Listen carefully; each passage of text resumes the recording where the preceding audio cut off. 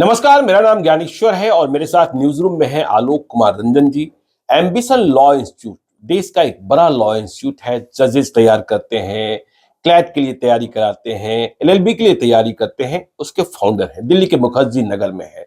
और आलोक कुमार रंजन जी से हम कानूनी मसलों को समझते रहते हैं क्योंकि ये कानून के शिक्षक हैं और भारतीय कानून इनके मन मस्तिष्क में घुसा हुआ है, जैसे हम लोग के मन मस्तिष्क में हनुमान चालीसा घुसा होता है। तो आलोक जी, एक सवाल, बिहार में तो ज्यादा ही शिकायत मिलती है, देश के दूसरे प्रदेशों में भी शिकायत मिलती है कि हमने मुकदमा लिखाया लेकिन पुलिस ने अनुसंधान ठीक से नहीं किया। यह शिकायत जो होती है दोनों पक्षों की होती है, जो मुकदमा लिखाने वाला होता है और जो मुकदमा का आरोपी होता है। दोनों पक्ष कहते हैं कि पुलिस ने किसी को बचा लिया, पुलिस ने किसी को फंसा दिया और अनुसंधान समाप्त भी हो गया, चाहे वो जिस फॉर्म में हुआ, चाहे चार्जशीट सबमिट हुआ या फाइनल रिपोर्ट सबमिट हुआ। तो अब चार्जशीट जमा हो गया या फाइनल रिपोर्ट लग गया, तो वह पक्ष जिसे लगा कि पुलिस ने हमारे साथ ईमानदारी नहीं बरती, किसी को बचाया गया, किसी को फंसाया गया, उसके पास रास्ता बचता हुआ नहीं दिखता है। क्या कानून में प्रावधान है कि चार्जशीट के बाद भी, फाइनल रिपोर्ट के बाद भी केस को री इन्वेस्टिगेट किया जा सकता है, और यदि किया जा सकता है तो कैसे? जी, इसमें प्रावधान तो यही है जी कि यदि आप पुलिस के इन्वेस्टिगेशन से संतुष्ट नहीं हैं तो एक उपाय है आपके पास कि आप मजिस्ट्रेट के पास जाइए और एक प्रोटेस्ट पिटीशन कहलाता है, आप प्रोटेस्ट पिटीशन लगाइए। और मैं आपको बताऊं, विधि की भाषा में जो प्रोटेस्ट पिटीशन होता है ना, एक प्रकार का कंप्लेंट होता है। आपने सुना होगा कि सीआरपीसी में एक धारा है, धारा 200 यानी सेक्शन 200, जिसके तहत हम सीधा मजिस्ट्रेट के पास कोई भी शिकायत लेकर के जा सकते हैं अपराध के बारे में। तो उसी के तहत आप प्रोटेस्ट पिटीशन भी दाखिल कर सकते हैं और प्रोटेस्ट पिटीशन के दाखिल होने पे मैजिस्ट्रेट उसको कंप्लेंट की तरह ट्रीट करके कंप्लेंट केस चला सकता है। और मैं आपको इसमें यह भी बताऊं कि पुलिस ने यदि फाइनल रिपोर्ट दाखिल कर दिया, फाइनल रिपोर्ट का मतलब है पुलिस ने ये कह दिया कि इसमें कोई अपराध नहीं बनता है, या ये निर्दोष है, ये निर्दोष है, हाँ। उसके बाद भी मैजिस्ट्रेट को ये अधिकार है कि मैजिस्ट्रेट चाहे तो उसी केस में वो उसको कंप्लेंट मान करके प्रोटेस्ट पिटीशन को और उसको कंप्लेंट केस बना करके सेक्शन 200 सीआरपीसी के आधार पर आगे बढ़ सकता है। तो आपके पास उपाय तो हैं। और यदि मान लीजिए कि पुलिस इन्वेस्टिगेशन कर रही है और इन्वेस्टिगेशन से आप संतुष्ट नहीं हैं या आपको लगता है कि इन्वेस्टिगेशन काफी स्लो है, तो आप मैजिस्ट्रेट के पास जाकर के स्टेटस रिपोर्ट की मांग कर सकते हैं। स्टेटस रिपोर्ट की मांग कर सकते हैं? जी हाँ, मैजिस्ट्रेट को आप आवेदन दे सकते हैं कि आप पुलिस से कृपया स्टेटस रिपोर्ट मांगिए। और स्टेटस रिपोर्ट में ये पूछा जाता है पुलिस से कि उसकी कार्रवाई कहां तक पहुंची। तो ऐसे बहुत सारे ना उपाय हैं विधि में, जिसकी जानकारी आपको भी बताऊं कि हमारे माननीय पटना उच्च न्यायालय के कुछ न्यायाधीशों ने इस बात पर बड़े ही ध्यान देते हुए कहा, जोर देते हुए कहा कि मैजिस्ट्रेट को यह अधिकार होगा कि पुलिस इन्वेस्टिगेशन के दौरान भी मैजिस्ट्रेट पुलिस से ये पूछताछ कर सके कि भाई आपकी कार्रवाई कहां तक पहुंची, कैसी चल रही है। हालांकि जो जनरल अंडरस्टैंडिंग है लॉ की सीआरपीसी में, उसमें कहा जाता है कि इन्वेस्टिगेशन एक एग्जीक्यूटिव प्रोसीडिंग, यानी उसमें पुलिस को बिल्कुल अधिकार है, उसमें मैजिस्ट्रेट इंटरफेयर नहीं करेगा। लेकिन अभी माननीय पटना उच्च न्यायालय के माननीय न्यायाधीश श्री राजीव रंजन प्रसाद जी ने इस बात पर कहा कि चूंकि इन्वेस्टिगेशन ढंग से नहीं हो पाता है, इसलिए मैजिस्ट्रेट को यह अधिकार होना चाहिए कि वो पुलिस से बीच में बुला करके पूछताछ कर सके। नहीं, ये तो बात आपने कहा कि जब इन्वेस्टिगेशन चल रहा है, और आपने दूसरी बात ये क्लियर की कि फाइनल रिपोर्ट लग गया। फाइनल रिपोर्ट मतलब किसी को बरी कर देना, एक्विटल कर देना, ठीक है, तब तो ये मजिस्ट्रेट को पावर है या हम कंप्लेन केस कर सकते हैं, उस पर मजिस्ट्रेट अपना निर्णय सुनाएंगे। लेकिन यदि जो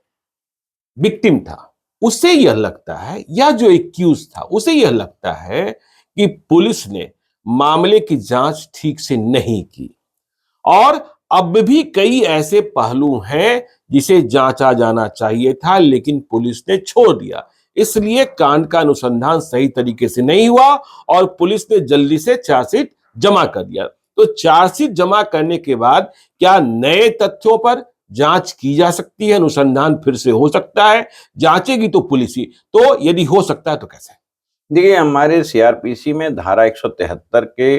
खंड 8 में इस बात की व्याख्या है कि पुलिस को यदि लगता है कि और भी साक्ष्य इकट्ठे किए जा सकते हैं और भी तथ्य लाए जा सकते हैं तो फर्दर इन्वेस्टिगेशन कर सकता है। 173(8) में पुलिस को यह पावर है। और मैं बताऊं कि विधि में ऐसा नहीं लिखा है कि उसको मैजिस्ट्रेट से इस बात की परमिशन लेनी पड़ेगी, बट एक प्रोसीजर सा बन गया है जिसके तहत पुलिस जब भी फर्दर इन्वेस्टिगेशन के लिए जाती है 173(8) में, तो वो मैजिस्ट्रेट को इस बात की इत्तला करती है और उससे इस बात का जो है एक प्रकार से कंफर्मेशन, अप्रूवल लेती है, हम फर्दर इन्वेस्टिगेशन करने जा रहे हैं। तो 173(8) में वो फर्दर इन्वेस्टिगेशन करके इस बात को ला सकता है कि देखिए और भी साक्ष्य मिले हैं, और भी तथ्य मिले हैं। और जहां तक आपने विक्टिम की बात की, कॉम्प्लेनेंट की बात की, अन्य लोगों की बात की कि यदि वो संतुष्ट नहीं है तो वो क्या करेंगे, तो मैं आपको बताऊं इसमें भी सुप्रीम कोर्ट ने, माननीय सर्वोच्च न्यायालय ने, एक केस आया था बीनू भाई हरी भाई का, जिस केस में 2019 में उन्होंने ये निर्धारित किया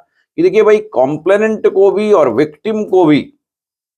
और पुलिस वाले को, तीनों को इस बात का अधिकार है कि वो न्यायालय का दरवाजा खटखटा सके और इस आधार पर फर्दर इन्वेस्टिगेशन का आदेश दिया जा सकता है। और जो आपने सुना होगा कि जब पुलिस के इस केस में या पुलिस के रिपोर्ट पर संज्ञान ले लिया जाता है तो फिर उसके बाद 156(3) की कार्रवाई नहीं होती, जहां मैजिस्ट्रेट पुलिस को ये आदेश देता है कि आप इसको इन्वेस्टिगेट करो केस को। तो अभी बीनू भाई के केस में न्यायालय ने यह भी स्पष्ट किया कि भले ही चार्जशीट सबमिट हो गया हो लेकिन फिर भी संज्ञान भी ले लिया गया हो, चार्जशीट के बाद संज्ञान लिया जाता है मैजिस्ट्रेट द्वारा, उसके बावजूद भी मैजिस्ट्रेट 156(3) में सीआरपीसी में आदेश दे सकता है कि पुलिस इसमें इन्वेस्टिगेशन करे। तो आपको भी अधिकार है, विक्टिम को भी अधिकार है। और आपको पता है क्रिमिनल जूरिस्प्रूडेंस में कोई भी आदमी आ सकता है, इट्स ए पब्लिक रॉन्ग, तो लोकस स्टेंडाई का यहाँ कोई रूल नहीं है। तो विक्टिम भी आ सकता है,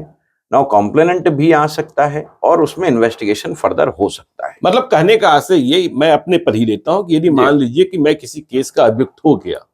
और मुझे लगा कि पुलिस ने ठीक से जांच नहीं की, मुझे यहां तो बरी होना चाहिए था, लेकिन इन साक्ष्यों की तफ्तीश ठीक से नहीं की गई जो मेरे पक्ष में थे और मेरे खिलाफ चार्जशीट सबमिट कर दिया गया, तो हम फिर मजिस्ट्रेट के पास जा सकते हैं चार्जशीट सबमिट किए जाने के बाद भी कि इन तथ्यों को छोड़ा गया है और मजिस्ट्रेट जांच का आदेश दे सकता है, यह अधिकार उन्हें प्राप्त है? बिल्कुल है, लेकिन मैं आपको इसमें एक बात और जोड़ करके बताऊं कि जब भी पुलिस अपना जो है रिपोर्ट पेश करेगी मैजिस्ट्रेट के पास, तो मैजिस्ट्रेट को यह अधिकार है कि वो उनके रिपोर्ट और साक्ष्यों को देख करके ही चार्ज फ्रेम करेगा। तो यदि पुलिस कह भी देती है चार्जशीट में कि इन्होंने अपराध किया है या नहीं किया है, लेकिन मैजिस्ट्रेट एविडेंस देखता है और मैजिस्ट्रेट को लगता है कि भाई हमारा विचार तो विपरीत है, तो मैजिस्ट्रेट उसके लिए स्वतंत्र और चार्ज ही नहीं फ्रेम करेगा, ट्रायल ही नहीं होगा, वो डिस्चार्ज हो जाएगा। उसको हम लोग लॉ की भाषा में डिस्चार्ज कहते हैं। नहीं, मैंने यह सवाल इसलिए पूछा कि भी मैंने राजीव रंजन प्रसाद जी के ही अदालत में एक केस को देखा, सुनवाई ये चल रही थी कि चार्जशीट सबमिट हो गया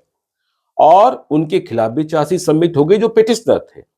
लेकिन उनका आरोप ये था कि जिस वक्त वारदात हुई थी मैं एक अदालत में मौजूद था और पुलिस ने मुझे घटना स्थल पर मौजूद मानते हुए मेरे खिलाफ चार्जशीट दायर कर दी और हमने बार बार कहा जो इन्वेस्टिगेटिंग ऑफिसर थे एसपी को कि आप वहां का सीसीटीवी फुटेज मंगवाइए, लेकिन इस मामले में कोई कोशिश नहीं की गई। तो फिर क्या, जब चार्जशीट जमा हो गया है और जो याचिका करता है वह कह रहा है, तो ऐसे मामले में मजिस्ट्रेट आदेश दे सकता है क्या, जैसा डॉक्टर राजीव रंजन प्रसाद कह रहे थे? एक तो मैंने जो आपको बताई कि डिस्चार्ज तो हो ही सकता है, दूसरा वो फर्दर इन्वेस्टिगेशन का भी आदेश दे सकता है, बिल्कुल दे सकता है, बिल्कुल दे सकता है। 173(8) में भी इसकी व्यवस्था है, अब 156(3) में भी इसकी व्यवस्था है। तो देखिए, आपने सुना, ये बहुत ही महत्वपूर्ण विषय था कि यदि चार्जशीट सबमिट हो गया है, फाइनल रिपोर्ट जमा कर दिया गया है, तब भी री इन्वेस्टिगेशन, फर्दर इन्वेस्टिगेशन हो सकता है। यदि कोई साक्ष्य छोड़ा गया है, किसी अभियुक्त को बचाने की कोशिश की गई है या किसी निर्दोष को फंसाने की कोशिश की गई है, तो ये वीडियो आपको जरूर अच्छा लगा होगा। आप देखते रहिए हमारे चैनल को। यदि अब तक आपने हमारे चैनल को सब्सक्राइब नहीं किया है तो जरूर कर लीजिएगा, और यदि इस वीडियो को फेसबुक पेज के माध्यम से देख रहे हैं तो पेज को लाइक कीजिएगा, ट्विटर पर भी हमें फॉलो कीजिए। धन्यवाद।